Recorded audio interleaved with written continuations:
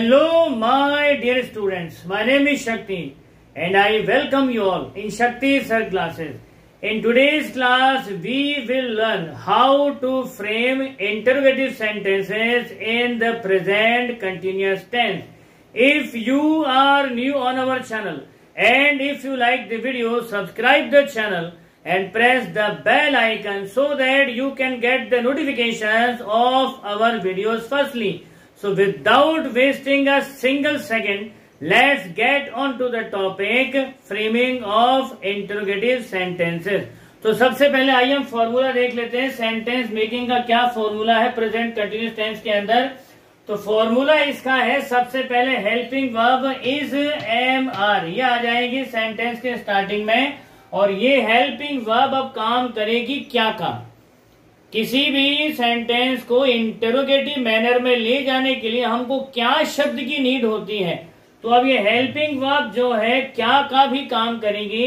तो फॉर्मूला है is am are, उसके बाद हमको लगाना है सब्जेक्ट, सब्जेक्ट के बाद में हमको लगानी है मेन वर्ब की फर्स्ट फॉर्म, फर्स्ट फॉर्म के अंदर हमको ऐड करना है आईएनजी, फिर प्रीपोजिशन हमको लगाना है। अगर सेंटेंस में दिया है तो लगा दीजिए और अगर नहीं दिया हुआ है तो छोड़ दीजिए। और फाइनली हमको लगाना है ऑब्जेक्ट, और ऑब्जेक्ट के बाद हमको लगाना है, प्लेस करना है एक question mark. So this is the formula of the interrogative sentence. अब हमारे पास में ये 9 सब्जेक्ट्स हैं। इन 9 सब्जेक्ट्स के ऊपर ही पूरी इंग्लिश बेस्ड है। इन 9 सब्जेक्ट से बाहर कुछ भी नहीं है।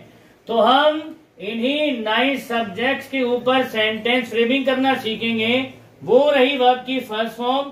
तो यहां से सब्जेक्ट लेंगे, वहां से एक वर्ब लेंगे और एक सेंटेंस को हम फ्रेम करेंगे इंटरोगेटिव मैनर में। पहले हम बेसिक से सीखेंगे, पहले हम बेसिक सेंटेंस फ्रेम करेंगे और फिर सेंटेंसेस को एडवांस मोड में ले जाकर के प्रैक्टिस करेंगे। फिलहाल हमारा टारगेट है कि ग्रामर के अंदर होने वाले रूल्स को, रेगुलेशंस को, वेरिएशन को जो सब्जेक्ट के साथ में होता है उसको हम एक बार अच्छे से समझ लें। और ये चीज एक बार अगर हमें समझ में आ जाती है अच्छे से, फिर तो एक्सपेरिमेंट करना, प्लेइंग विद द वर्ड्स, ये बड़ा आसान सा काम है।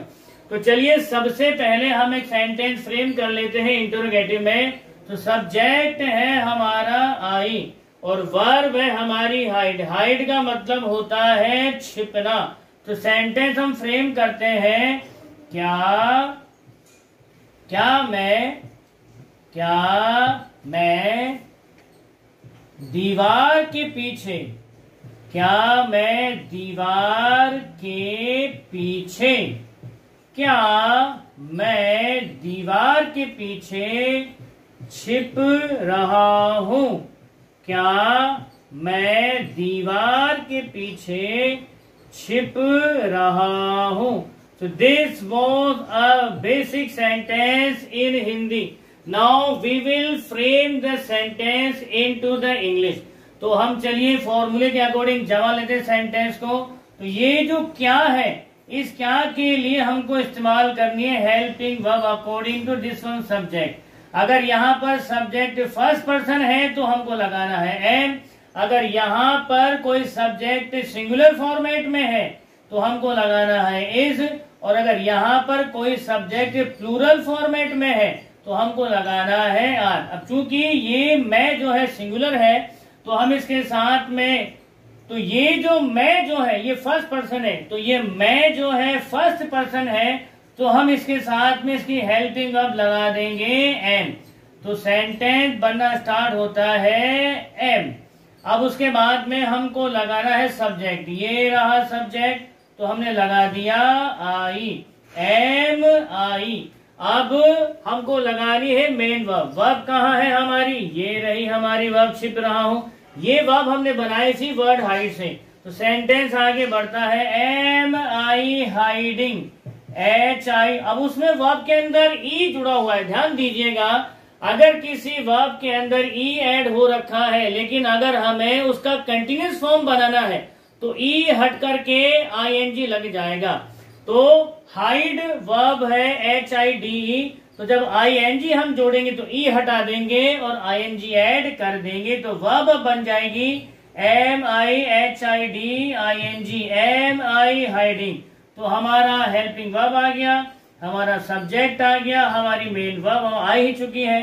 अब आईएनजी के साथ वर्ब आ ही चुकी है। अब हमको लगाना है प्रीपोजिशन। प्रीपोजिशन कहाँ है यहाँ पर? ये रहा प्रीपोजिशन के पीछे। तो के पीछे की जो मीनिंग है वो है बिहाइंड। तो BEHIND। तो सेंटेंस अब तक बना एम आई हाइडिंग बिहाइंड, और ऑब्जेक्ट है दीवार। ये रहा हमारा ऑब्जेक्ट। तो सेंटेंस हमारा बनता है am I hiding behind the wall. Am I hiding behind the wall, और क्वेश्चन मार्क लगा करके हम सेंटेंस को यहीं पर एंड कर देंगे। अब ये तो था हमारा आई के साथ में प्रैक्टिस। अब इसी सेंटेंस को हम बाकी के सब्जेक्ट के साथ में प्रैक्टिस करेंगे। अब सेंटेंस बनेगा, क्या हम दीवार के पीछे छिप रहे हैं? तो इंग्लिश बनेगी are we hiding, are we hiding behind, are we hiding behind the wall, are we hiding behind the wall. फिर अगला सब्जेक्ट है तुम। तो सेंटेंस बनेगा are you hiding, are you hiding behind the wall, are you hiding behind the wall, are you hiding behind the wall. Next one subject है हमारा दे। तो sentence बनेगा, क्या वे दीवार के पीछे छिप रहे हैं? तो सेंटेंस बनेगा are they hiding, are they hiding behind the wall, are they hiding behind the wall, are they hiding behind the wall. उसके बाद अगला हमारा सब्जेक्ट है ही। तो सेंटेंस बनेगा is he hiding, is he hiding behind the wall, is he hiding behind the wall, is he hiding behind the wall. अगला हमारा sentence बनेगा शी से। तो सेंटेंस बनेगा is she hiding, is she hiding behind the wall, is she hiding behind the wall, is she hiding behind the wall। और अब हमारा subject है अगला इट। तो सेंटेंस बनेगा, या क्या यह दीवार के पीछे छिप रहा है? तो सेंटेंस बनेगा is it hiding, is it hiding behind the wall, is it hiding behind the wall, is it hiding behind the wall। और अगला है सिंगुलर सब्जेक्ट। तो यहाँ पर हम ले लेते हैं, क्या राम दीवार के पीछे छिप रहा है? तो सेंटेंस यहाँ पर फ्रेम होगा इज